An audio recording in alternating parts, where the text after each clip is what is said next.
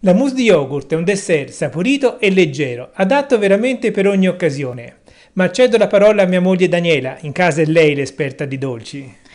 Vediamo subito la ricetta passo per passo. Gli ingredienti sono in descrizione.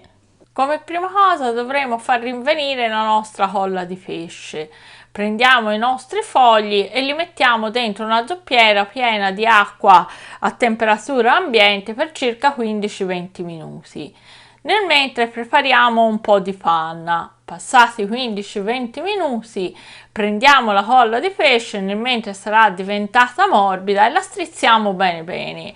La mettiamo dentro la nostra panna, che è circa 3-4 cucchiai, e dentro il microonde a temperatura bassa la facciamo sciogliere. Una cosa molto importante è che non devono restare grumi dove sciogliamo la di pesce nella panna. Mettete pure anche le dita per controllare che non ce ne siano.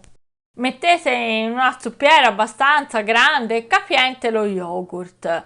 Poi si inserisce lo zucchero e con lo sbattitore lo sbattiamo tanto quanto basta perché lo zucchero si sciolga.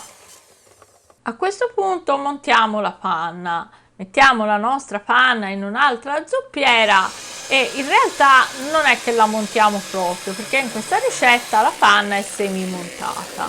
Quando iniziamo a vedere che lo sbattitore lascia delle tracce, come in questa immagine, la nostra panna è pronta per essere utilizzata.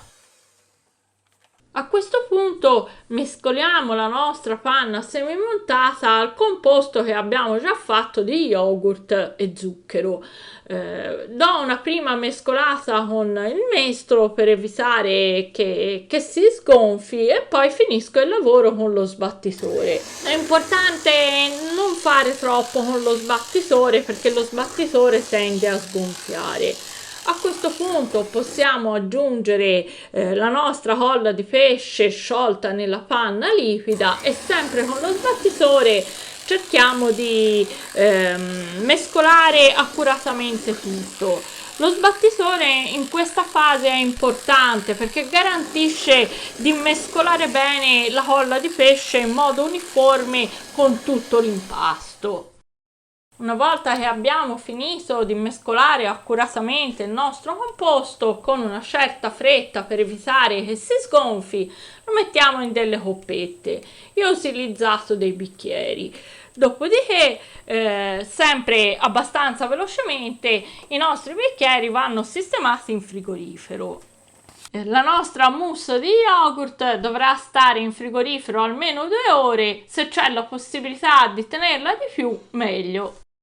La nostra mousse di yogurt può essere decorata con del cioccolato fuso o anche con della frutta sotto sciroppo.